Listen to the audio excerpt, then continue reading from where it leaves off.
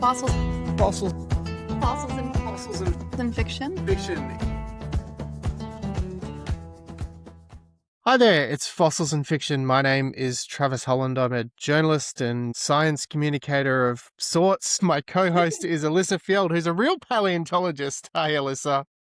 Hello, Travis. How are you today? It's cold and it's Australia. It's not too cold. I am coming to you from a brand new location. I know I changed locations a lot, but I have set up a new home studio in my new city of Canberra. So here on Ngunnawal and Ngambri country in the Australian Capital Territory, but in the southern part of New South Wales. So south of Sydney and famously between Sydney and Melbourne, because the two of them couldn't agree on the location for the capital city for those who are international. So you get a little bit of history of Canberra and how we came to where our capital is located. And it's like a pre-designed city as well. So it's meant to be like the city of circles. It's meant to be really beautifully built as well because it was very intentional, right? Yeah, that's right. So it's designed, the whole city is designed in these great big intersecting circles with avenues or lines that come down from the middle and connect to each other and to the larger circles. And that also includes a man-made lake that sits in the middle of the city. There's supposed to be several other bowls which were never quite created as part of the lake, but Lake Burley Griffin is also this in part circular lake that is in the center of the city, and of course being the capital, Parliament House is the kind of central feature to all of that as well. So yeah, if you've not visited or don't have much to do with Canberra, it's actually quite a nice city, and I think bureaucracy towns can be painted as boring sometimes, but yeah, it's quite a nice place, and I'm happy to be here. I've heard nice things about Canberra as a convenient location, as kind of a home base for getting between Melbourne and Sydney as well, especially if you don't really want to do the really long train ride that you can do between Melbourne and Sydney. It's a little bit less of a hectic time.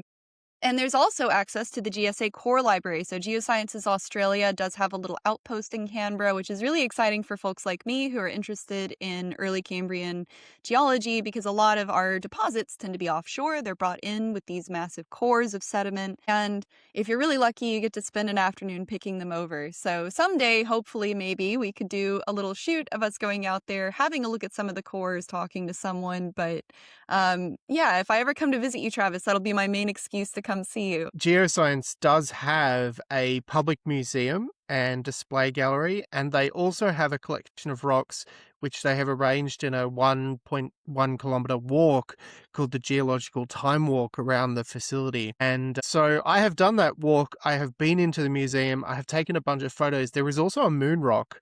So Jealous. astrogeology is also there. And the moon rock you can touch. And so actually I put photos this week up on our Instagram so people can go back, find the Geoscience Australia gallery that I've put up on our Instagram and access those photos. Anybody would think that was planned, but here we are.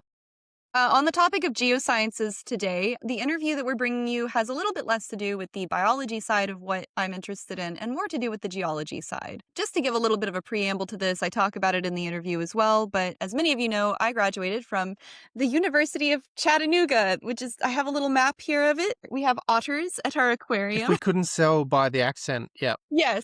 Surprisingly, a lot of us sound like this, but depending on where you're at, we might sound more like this. That's where I did my undergraduate degree. I had a fantastic time in the geology department at UTC, in part because, like a lot of localized in-state colleges that offer these kinds of courses, it was incredibly comprehensive. I felt able to choose like a lot of the courses that I wanted to do. And even though I did have a very disillusioning experience with wanting to go on to grad school, I guess I don't talk enough about like the positive experience that I had in undergrad.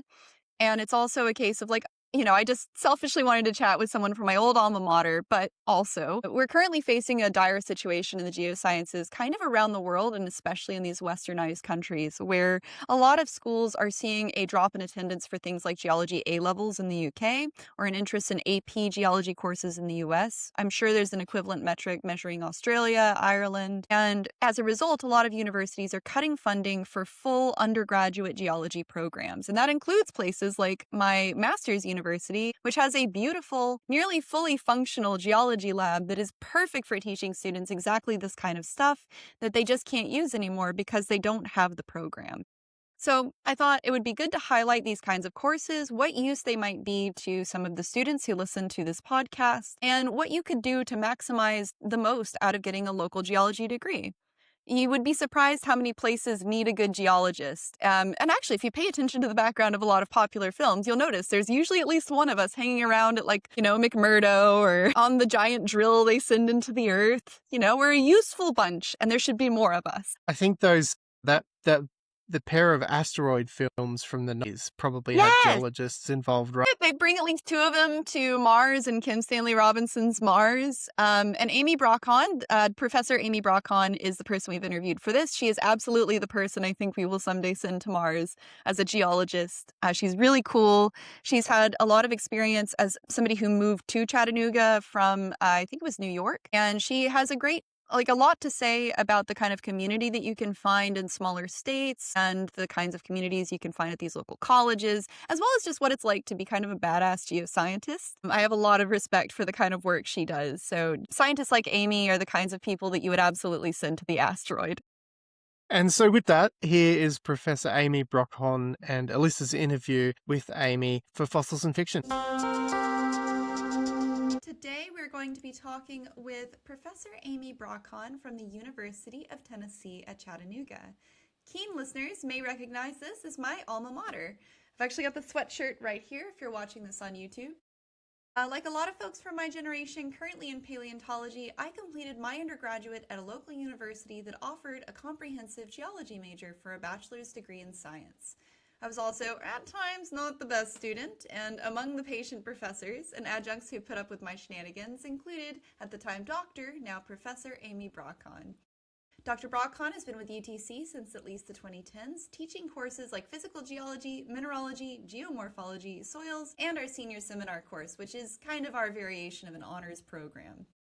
People like Professor Brock-Hon can speak to the value of the types of programs like this one and how people in our generation can keep these programs relevant and engaging for young people.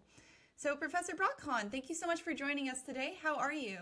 Good. Thank you. It is really nice to be here. It's a really nice day in Chattanooga. It's early in the morning, but that's okay because I'm an early morning person. I enjoy the mornings. I think it's when my brain's most active. So thank you for agreeing to do this early for me. It's nice out. School's out, so it's kind of quiet on campus. And yeah, it's a lovely day here. It's very funny, despite it being on the other side of the world from you and it being the totally opposite season. We're heading into a warm fall and it's late at night, which is when I get most of my work done as a grad student. Professor Brock-Hon, how has this semester been? What have you noticed that's trendy among the students? What are they interested in learning about? Goodness. It was a great semester. It was a busy semester. They feel like they get busier every semester. What's trending? Well, I, what I appreciate about our students here is they have a varied interest in things. I can talk about some interesting, like, non-academic trends that I see, which surprise me, makes me really happy in a way. And there's a lot of crocheting going on. Back to the crafts. So, you see students coming in with crocheted animals that they share with their friends in class. If they're sitting and listening, somebody's doing something active with their hands. I think that's really cool. Kind of, to me, I see it working their brain in multiple ways. So I appreciate that they're doing what they need to, like, take in the material. And if that's being active with their hands, that's cool. Back to the academic side of, I don't know why that was the first thing that popped in my head. I just see crocheting everywhere. And I'll make one more comment about that. I can't do it. And I've tried, and my mom was a home economics teacher and has a sewing business and everything, and I cannot do it for the life of me. So I think I notice it more. I'm jealous, I think. But academically, as I was mentioning at the start, we've got students with such a varied interest in kind of what they want to do. I think what's interesting is I see a lot of students coming in knowing what they want to do. A little earlier on. Now, there's still some students that, are like, they want to take classes to help them figure it out a little bit more. But I do see students come in saying, this is my plan. This is what I want to do. And I don't know, if they're just getting more information early on. I think maybe social media, if they're even remotely interested in something, they maybe can follow an influencer, say in geology, like in Iceland, and maybe that's influencing them. I don't know where that's coming from, but that's something I think I've noticed is a little different. Yeah, I remember. So, for listeners at home, I went through the geology program at UTC between 2010 and 2015, so over a decade ago now. And I remember not knowing really anything about geology when I sat in my first physical geology class where Dr. Brock-Hon broke down all of the different careers you could have at the end of geology. And that was something that was like really crucial that I didn't know as a student coming in. And I'm guessing students now, yeah, are just better informed about what's out there for them. And in Tennessee, we have a lot of like unique things that you can go into for geology. For example, TVA is one thing that leaps to mind. But what are some of the careers that you see kids pursuing after they're done at UTC? The thing about being in Chattanooga is a lot of people don't want to leave Chattanooga. It's a really nice city. It is a really nice place to live, I'll admit. I've enjoyed living here. There's so much stuff to do if you're an outdoors person. You've got almost everything at your fingertips. And so, we have students, a lot of our students tend to go into the geotech field, environmental consulting with those groups. And we have a number of students who work for TVA, who work for these geotech and environmental companies. We also have students who work at the city, the local level, and the state, like with TDOT, Tennessee Department of Transportation. And then even some of we've got, I think, someone at the BLM, we've got Army Corps of Engineers, and we've got students in graduate school preparing for what they want to do next. So we've got students in a lot of places, a lot of them around here because they don't want to leave this great place. But we also have students who have decided to, we have a mining geologist. I think he does a lot of his work in Canada and Alaska. He came back and talked to the geology club last semester, and it was fascinating to hear, what he's doing up there. So, yeah. Well, one of the things that I was reading about in preparation for this, we talked in an episode with somebody from University of New South Wales about the decline in enrollment in geology courses around the world and what people are doing to kind of circumvent that or correct for that. And one of the things that I always really appreciated about UTC geology, and I'm assuming other schools that are local are like this as well, but it was a real emphasis on the landscape around us. And it drew in these researchers whose specialties had a lot to do with the landscapes in Tennessee, the geology that we find there. My question for you is you're not from Chattanooga originally, but what drew you to the South? What flavor of geology are you interested in researching now? I came to Chattanooga because it's where my husband and I could live together. Yeah. So we decided to get married. I was living in Illinois at my first teaching job, and Kevin was in South Carolina, and this job came up, and I was like, I've never lived in the Southeast. And, I'd spent time in Nevada during graduate school, so out west. And Kevin knew something about Chattanooga. He was like, yeah, that's great. Chattanooga's great. Let's look at it. I applied. I got the position. And so for me, it was a real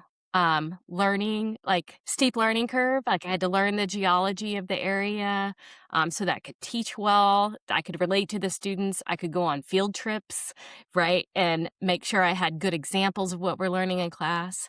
And I've actually really come to enjoy learning myself about the geology of our region. We have a really great place to learn geology in that we sit at the junction of two physiographic provinces in Tennessee. That is the Cumberland Plateau, where the rocks essentially flatten out from the Appalachian mountain building event, and that junction between where the rocks flattened out, where that all crunching stopped, to where the crunching of the rocks happened, which is the valley and ridge. And just a couple of hours away, we get into the Blue Ridge, which was, we begin to get in the core of the Appalachians. So we can, we're all sedimentary rocks here, which I'm fine with, but, when we're tired of that, and if we want to show our students other things, we can just go a couple of hours east and we're into metamorphic rocks, igneous rocks like down in Atlanta.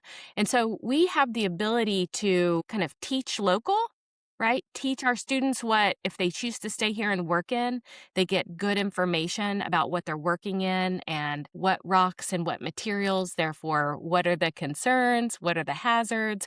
What are the problems with contamination, related to all that, to other things if they choose to go, beyond. We also make sure that we have classes that take them outside of our area. And so we've been long running the Desert Southwest field trip. And so we fly into Las Vegas, do a whole tour for 10 days. And so students have the opportunity to learn, Western geology as well. So they're not just stuck in our region. They have the opportunity to learn outside of it as well. And we also have international opportunities. Yeah, that was something that was brought in, I think, really close to, no, before I graduated, but there were like no international travel opportunities in the gap when I came in. Now, I think long before either of us were at UTC, there may have been a Costa Rica trip, but yeah, so Costa Rica went for decades. So it alternates with the Desert Southwest trip. They stopped going to Costa Rica, I think, like probably around when you graduated. And then they went to Spain. I was so jealous of that trip. And then we started going to Scotland. So I've taken students to Scotland. You talk about some history of geology, like that's the birthplace of our science. And that is a fantastic trip. So students can, opt into those if they like as well. Right. Yeah. Like a lot of the schools around in Australia tend to have this economic geology focus because that tends to be where most of the jobs are. But there seems to be a lot more interest from the students in having these comprehensive degrees that have more than just the offerings of here's a precious ore and how to get it out of the earth. And I also think there's something to be said, as you're saying, about also looking at the ethics of what we're doing as well, like the hazards to the people that are extracting the material, but also, how much economic geology is worth the price of going into oil and gas, that sort of thing. And so I guess I'm just wondering, how do you strike the right balance with students in today's world? Present it all to them and let them decide. We're scientists. We are trained. What we're doing and what I tell students is like, when you graduate with a degree with us, you are trained as a scientist. Therefore, you can technically be successful in anything you need to think through a problem, right? Because that's what the scientific method is properly evaluating a problem and making a decision off of the facts from that method. And so I think the best thing we can do for our students in that respect is present them with everything, all the facts, and from both sides, and let them ultimately make the decision. I think that's the best thing that we can do. Because as you say, they're going into so many different fields. I hadn't even considered, but geologists at TDOT, of course, you want geologists in our region, which for listeners at home, Tennessee is very karstic. Anytime you're building structures, the famous example that I remember from Brock-Hon's classes was, where are you building your house if you're near a river? And in Tennessee, we are always at the will of various rivers that flow through our state. Rivers tend to have a cut bank and a point bar. The point bar is where the material gets deposited. The cut bank is where it erodes. And you don't want to build your house on the eroding side. But many people who do not hire geologists don't think about how many places geology comes up in your day-to-day life. Yeah, absolutely. I do want to add, here at UTC, I don't know if you've heard, in late 2024, we were donated a cave. A whole cave? A cave. We own a cave. And God. this is such an exciting opportunity for our students, and it's related to what we're talking about here. Tennessee has the most caves than any other state in the U.S. We are a karst. We have a lot of karst topography. And for those of you who don't know, karst topography is the landscape of sinkholes, disappearing streams, caverns, caves. And, in fact, we're kind of the center of a caving region called TAG. I know it's really generic. It stands for Tennessee, Alabama, Georgia. But it's just kind of the central region of all this cave activity. And the fact that we now own a cave that we can use in teaching and research, we are directly able to teach our students around karst issues. So, groundwater. Karst aquifers are very different than regular aquifers. So aquifers, where groundwater flows, where we extract groundwater resources from. It is very different in how contaminants move, how you build structures. And so we now have that ability to directly teach our students, like hands-on in a cave, and where they don't just see it in pictures in the class, but we can go, like I taught a course this semester. I co-taught it with a biology colleague, Introduction to Cave Geology and Biology, and we wild caved, like crawled, scooted, helmets, headlamps. So we got to actually see everything we were talking about in terms of how caves form, what are the features, how they evolve over time, and then on the biology side, the unique cave environment from the biological perspective and ecological perspective. And so, do that gives our students a leg up too in our region, because that's such a critical part of our regional geology. Therefore, what influences what happens on the surface and how people interact with the landscape. Right. A high percentage of caves and aquifers also means that Tennessee has a large amount of fresh water, and the high amount of fresh water, our temperate environments, means that we have a very high species diversity in all of these different cave environments. So, I guess when I was an undergraduate, people would work at the caves for fun, or we'd go as tourists. It's so cool that you finally have a research station there.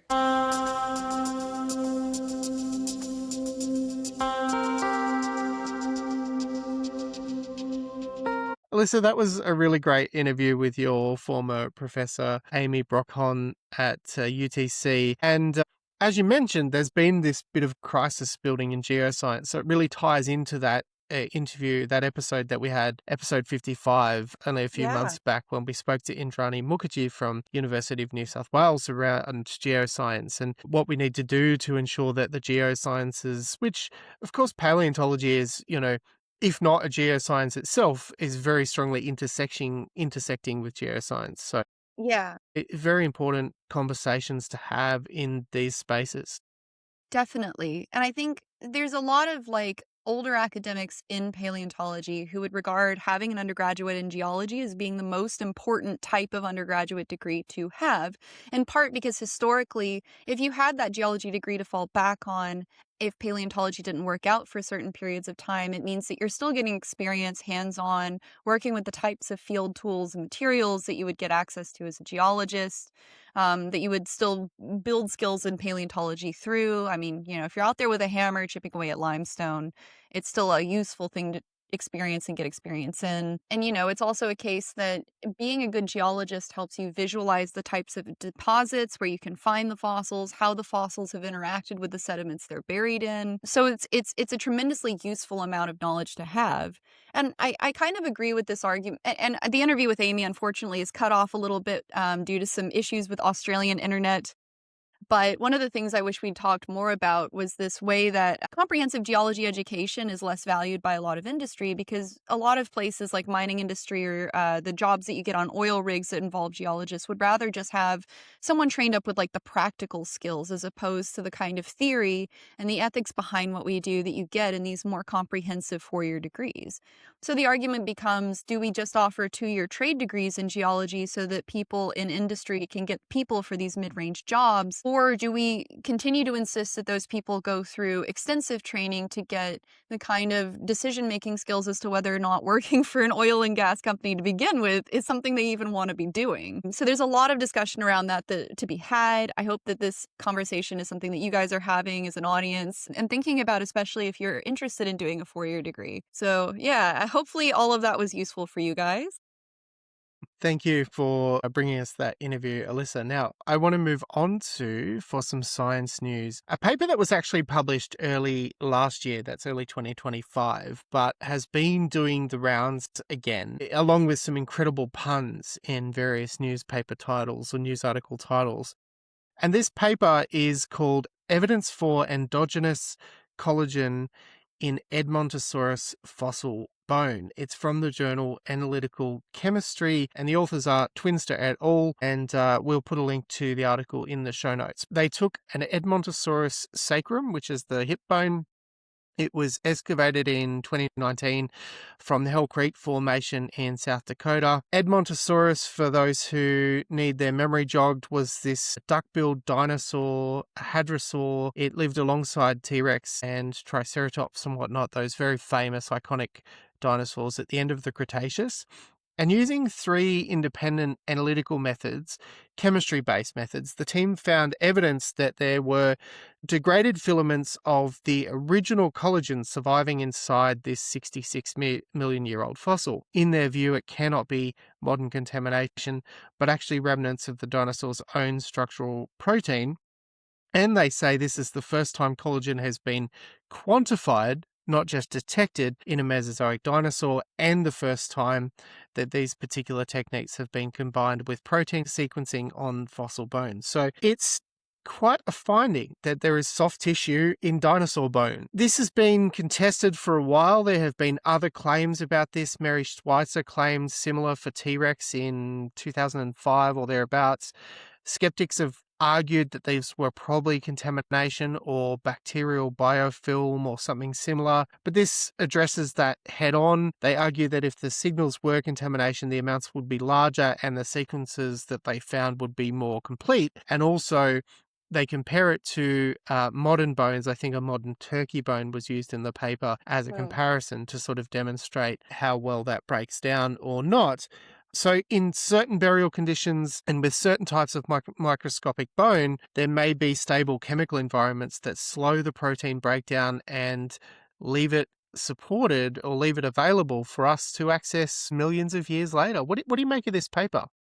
So I think there's been a lot of interest in the past decade or so into getting this kind of, not DNA from dinosaurs, but evidence of soft tissue from different types of prehistoric animals. One person that I'd really love to talk to at some point on the podcast in our own backyard here in Australia is Aaron Camerons, which is a researcher. He is a researcher at Flinders University who studies this kind of stuff for megafauna. So looking at the types of preserved organic material from megafauna here in Australia or New Zealand, we are able to look further back in time in terms of this type of research than we've ever been able to due to advances in technology. There are a lot of exciting claims around this stuff getting made. And I think it's interesting that they're using this kind of cross-polar microscopy technique to confirm the results because I guess to summarize a longer argument, there's been a lot more interest in using that kind of crystallography or cross-polar microscopy as a way of determining material composition in very recent years. This is a team of chemists that have come in from outside the field of paleontology that are using some of the more modern techniques in paleontology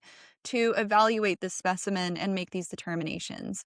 And I think when you get that kind of thing happening, you often get a lot of, I guess, territorial behavior from both sides, right? Historically in paleontology, when people come in from outside our field and try to make huge sweeping assertions about new discoveries, there's a lot of resistance to this because a lot of times when you have teams from outside paleo coming in, there's this sense of like, you don't really understand the nuances of what we do or what types of confounding factors might exist.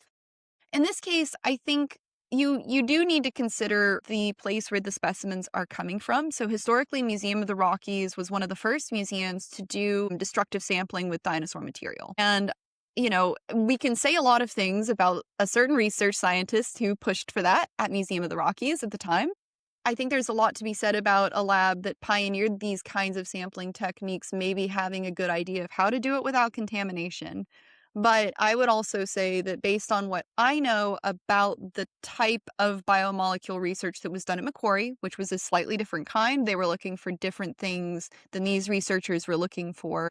If you collect these specimens without your gloves on, in our case, because they're so small, the oils from your hands will have already penetrated the specimen. And because you need to drill into it, all of the stuff on the surface would contaminate what's inside it. And so the person I knew who was working on that project had a bugbear of a time. And every time I've seen people do that kind of sampling, from the minute you get it out of the ground to the minute it makes it to that lab, the specimen has to not be handled with bare hands. Nobody's face can be on it. You can't rest it on your stomach while you're like wrestling it into a cast. Not that everybody's going around shirtless doing that kind of stuff in paleontology. It's just that when you're in the field, like it's really hard to keep track of like if your sleeves are rolled up and you've had to bear hug a rock into a truck, you know? So I think the risk of there being some kind of contamination in that case is not something that I think you could control for, given the way that they ran that type of experiment, but I don't know enough chemistry to say that for sure. And I want to be able to bring back dinosaurs, so I just want it to be true really bad. What you say about people from outside the field coming in is, I think, a really valid point, because, as you say, in this case, they're chemists. They've done a really good job, presumably, of controlling for things within the chemical space. But Yeah. they're maybe not considering the realistic processes of actually digging the bones and handling them and how those kinds of things happen. The other thing I'd say about that is it reminds me a little bit of the T-Rex encephalization quotient paper that went around a few years back, which argued that T-Rex is incredibly smart, I think on the level of primates, maybe specifically baboons. They were talking about just sort of based on brain case size, and it didn't really look at additional or relevant studies that had already occurred in paleontology in that space. And so there was very strong pushback from paleontologists with that expertise to say, well, actually, no, you're not really addressing all the evidence here. But the flip side of that is that sometimes people from outside the field can bring in a perspective that may have been missed through orthodoxy or through whatever reasons. And so, 100%. here I want to point to the Alvarezes, who Yeah. identified the Chicxulub impactor in the first place. And they were, I think, a physicist and a geologist, father and son team. So yes, geology, again, very close, but the physics was really what unlocked the astrophysics was really what unlocked the key there to the Chicxulub impactor actually being an impactor, right? Actually depositing the radiation around the world. So yeah, sometimes it's helpful, but it's also, this is where collaboration is really important. It's just useful to work with people who have different expertise, who bring in different perspectives from across various scientific disciplines to try and ensure that you have the most robust findings that you can possibly have. Yeah. But it's still pretty exciting. We always love the idea of soft tissue preservation in a dinosaur. Yes, anything that's pushing the field forward, even if it's from outside the field. Like, I didn't mean to come across as a curmudgeon. I definitely think that's how we advance. And it's also like paleontology is a field that is just a homunculus of several other sciences. Like, we live like Kirby, kind of swallowing in other fields as we go. It's nice when they help us along with that process. And the chemists are valid, the physicists are valid. Please continue to participate in paleo. Please continue to bring new ideas into the field so that we can bring back dinosaurs, because I know it would be a terrible idea a little bit, but like, think of the questions we could answer, you know? Okay, so despite trying not to get overhyped about these findings, about finding potential soft tissue preservation in dinosaurs, let's just spool it out a little bit and say, what if we could do the Jurassic Park thing and Yeah. use soft tissue preservation to bring dinosaurs back? What would you bring back? Yes. Okay, so I reckon we both have a list of a couple of dinosaurs that we would bring back. I have little justifications for why I picked each of them. So maybe I'll say one and you could say the next one that's on your list. Sounds great. Okay. So first of all, I'm basing part of my answer on the John Conway Dinosaur Pet Guide because it's very cute.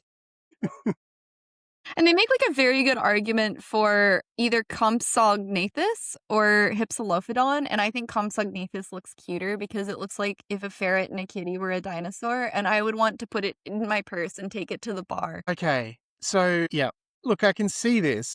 The flip side of this argument for me is that Compsognathus is, of course, a carnivore. Yes.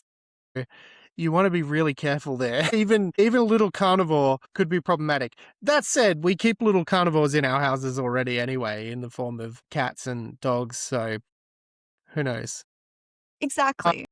Your Jurassic Park Compsognathus are vicious little creatures, though. Yeah, but like, we know that show's not meant to be accurate. It's about the folly of man. They're cute in my dinosaur games. They are pretty cute. They are pretty cute. There's also a paper out there that arguing Compsognathus is not a species, that it's actually, they're all junior Tyrannosaurids. Well, I guess we could find out, couldn't we? By bringing one back. Yeah. Okay. So, yeah, okay. I can see this. I can allow it. I think they would be as trainable as your average monitor lizard or cat. Yeah. Yeah. I think we could get it to shit in a ball. Fair. Okay. Similar theme then. I'm gonna go if a compy is your Mesozoic equivalent to a cat, I'm gonna suggest the Mesozoic equivalent to just your average cockatiel. And that's gotta be a Microraptor, right? It's a little Yes. dromaeosaur. It's got 4 wings. It's gonna look really spectacular. You could easily just keep it in a cage and feed it mice or something. I think that'd go. I think that'd be great. It's super cute. And they have like beautiful, like, we kind of know the color of Microraptor feathers and they'd be kind of crow colored. So I reckon you'd get the same experience like of training like a crow to be your friend, where like occasionally it might just look you dead in the eye and make a human sound and you're like, oh, okay. And then the rest of the time it's just happy to eat some peanuts. Yeah, but I think that would work pretty well. Microraptor Yeah. would be a good one to have. So okay, get out there and find some collagen in Microraptor for me, please, and thank you. And while you guys are at it, have a look around. I know we get just so thinking about the odds of like one that we could actually get because we just have like a metric ton of them. I reckon we bring back Stegosaurus. Let's have a let's Mm, find out if all of these like pigmentation papers are true. Is that really what it looks like? How is it? Is it? Is it nice? Is it like a deer or is it like a menace? I guess deer can be menaces. But like what a strange looking fellow. And we could see how accurate some of our predictions were because we know so much about it. yeah. So Psittacosaurus is this basal ceratopsian, right? And it looks like Yeah. it's a little pig face thing with it's relatively small, like dog size. That could work. I can definitely see that. I guess some major drawbacks is being a ceratopsian, it's going to have a hard beak, True. so it could nip a finger off pretty easily. Same as our Microraptor, right? You have like it's just got a bolt cutter kind of attached to its face, and Mm. that means that you can't really contain it very well. I mean, where are you putting your Tachosaurus for the evening? I don't think you can put it in a puppy cage. He's gonna break out of there. Okay. These have all been pretty small so far. So the one I'm gonna suggest next is, given again, we've got a ton of them, and this is one we've just discussed the collagen in its bones. So I feel like it's the most realistic option, and that's an Edmontosaurus. Let's just get Edmonto roaming around the neighborhood. Now, these are huge though, right? Like, you think this is the thing with some dinosaurs is you go, oh yeah, that's like a triceratops, roughly the same size as a rhino, right? But like, no, it's elephant size or like bigger. And the same with Edmontosaurus is you go, oh yeah, maybe what, horse size? But no, it's much, much bigger than that. Right? They're absolutely massive. Nonetheless, I reckon, having a bunch of these running around in the grasslands would be pretty amazing just to see Yeah.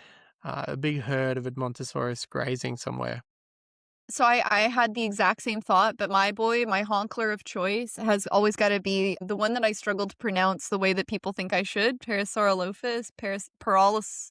I'm gonna give up, but he's my favorite one, and it would either be him or Megapolia because I think both of them just have morphologies that look very silly, and I think I would like to see if one, how they move in the wild, how do they graze, how do they, do they move in herds, but also if you were gonna ride one like a horsey, where would you put the saddle? I wanna know. I desperately wish to, like, hear them honk as well. Like, could you imagine the dulcet Yeah. tones of a forest of, like, beautiful duck-billed dinosaurs? Parasaurolophus is one of my lifetime favorite dinos. And yeah, I think the sounds that could come off a herd of Paras would be amazing. Well, we've already had a couple of carnivores, if not smaller ones.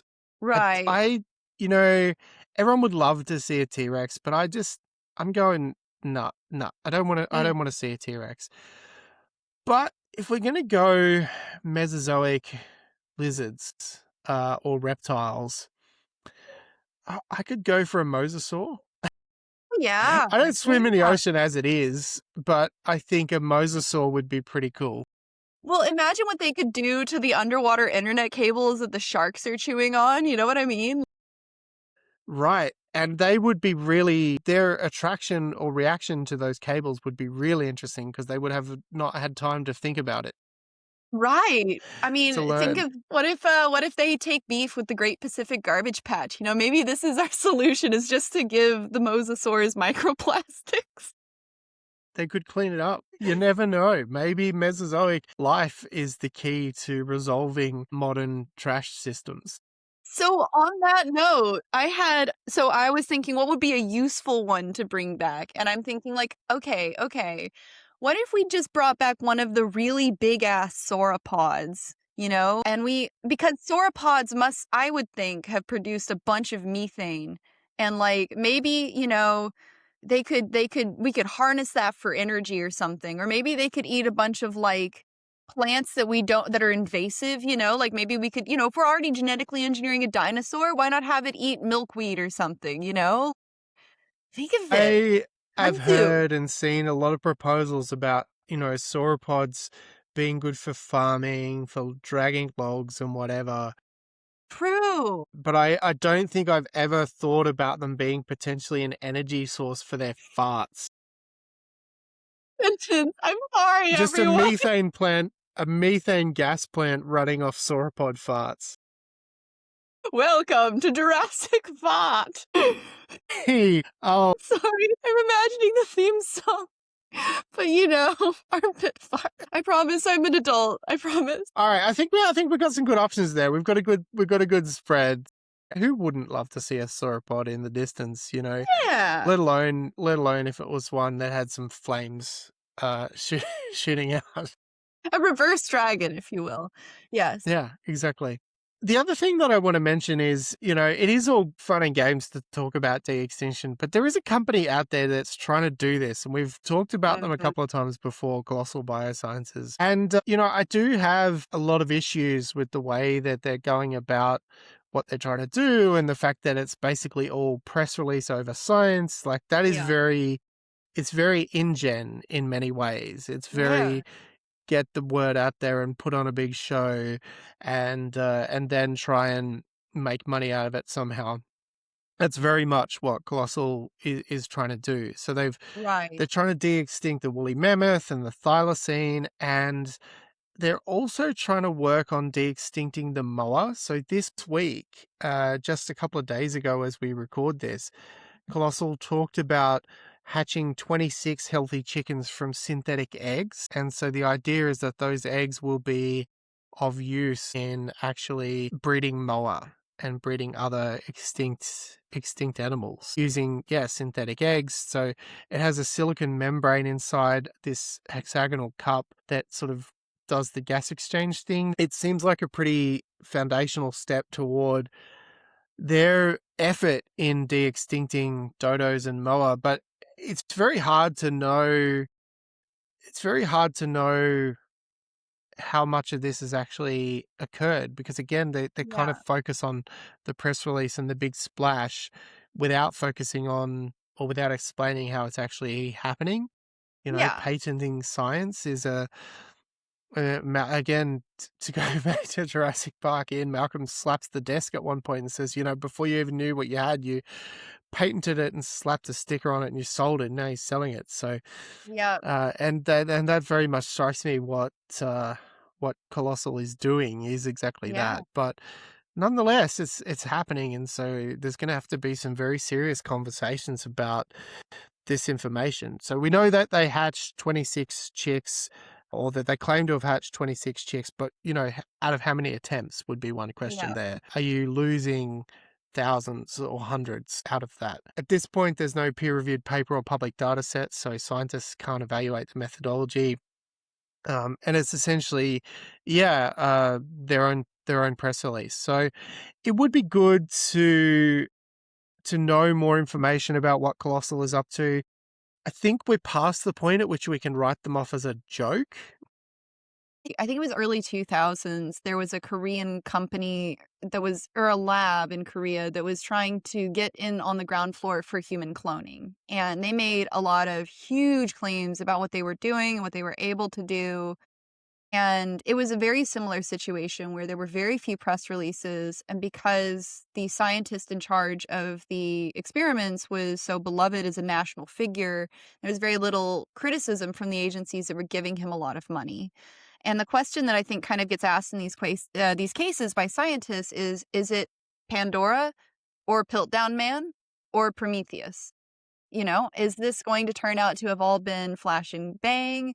And the only way that we as scientists really can evaluate it is if you give us the freaking eggs and the things you're hatching out of them and access to how you did it all. We can't evaluate what you're doing if you keep it so locked down. And at what point does that become like that meme that keeps going around of like, this science fiction story tells you about how the torment nexus was like a terrible idea and you shouldn't invent it. Tech CEO, good news, we've invented the torment nexus. The big question then becomes, if we're doing a Jurassic Park, who's our like charismatic mathematician that's going to come in a silken shirt with 3 buttons undone and slam a fist on the table and be like, you know what I mean? Like, who's our Jeff Goldblum? Who's our Ian Malcolm? I don't have that charm, unfortunately. And on that note, this has been Fossils and Fiction. Fossils and Fiction is kept ad-free by the support of our members. So jump over onto our Fourth Wall store via our website and purchase a membership or purchase some merchandise to keep us going. And we'll chat to you next time. Thanks, Alyssa.